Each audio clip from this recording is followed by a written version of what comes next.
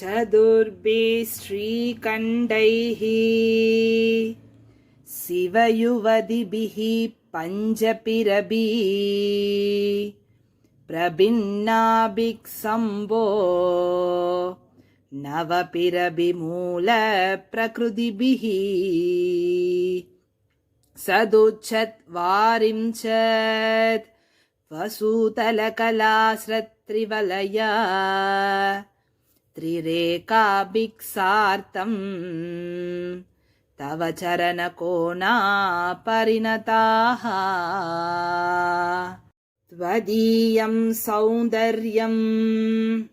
तुहिनक्किरिकन्ये तुलयितुं कविन्त्राकल्पन्ते कथमपि विरिञ्चि प्रहृदयः यदा लोकौत्सुक्यात् तमरललना यान्ति मनसा तपोभिर्दुष्प्राभामभिगिरिससायुज्य पदवीम् नरं वर्षीयांसं नयनविरसं नर्मसुजडम् तवापाङ्कालोके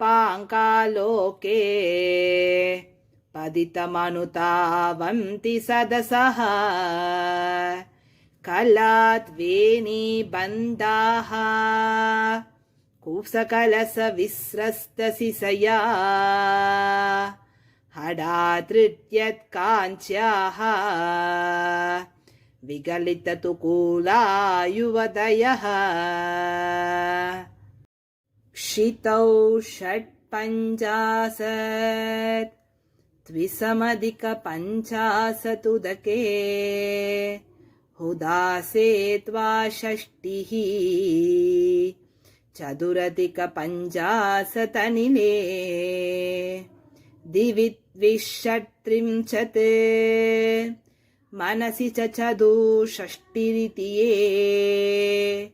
मयूकाः देशामप्युपरि तव पादाम्बुजयुगम् शरज्योत्स्नासुप्तां शशियुधजटाजूटमकुटां वरत्रासत्रान स्फटिककटिका पुस्तककरां सकृण्णत्वा नत्वा कथमिव सदां सन्नितदते मधुक्षीरक्त्राक्षा मधुरिमधुरीना पनितयः कवीन्द्राणां चेतः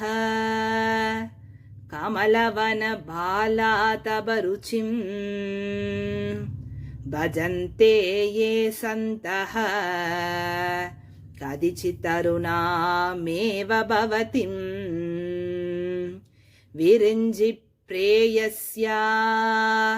तरुणतरशृङ्गारलहरी कबीराभिर्वाग्भिर्विदधति सदां रञ्जनममी सवित्रीभिर्वासां शशिमणिशिला भङ्गरुषिभिः वचिन्यातुत्याभिस्त्वां सहजननि सञ्चिन्तयति यः सकर्ता काव्यानां भवति महतां भङ्गिरुषिभिः वसोभिर्वाग्देवी वदनकमला मोदमधुरैः तनोच्छायाभिस्ते तरुणतरणी श्रीचरणिभिः दिवं सर्वामुर्वीम् अरुणिमणिमग्नां स्मरति यः भवन्त्यस्यत्रस्यत् वनहरिणचालीननयनाः सहोर्वस्यावस्याः कदि कदि न कीर्वाणकणिकाः मुगं बिन्दुं कृत्वा कृत्वा कुसयुगमदस्तस्य तदतो हरार्तं ध्यायेत्यो हरमगिषिते मन्मदकलां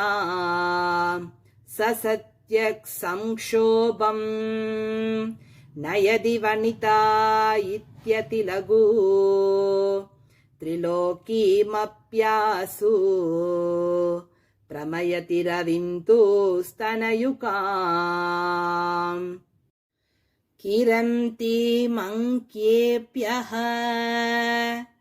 किरणनिकुरुम्बामृदरसम् हृदि त्वामादत्ते हिमकरशिलामूर्तिमिव यः ससर्पानां तर्पं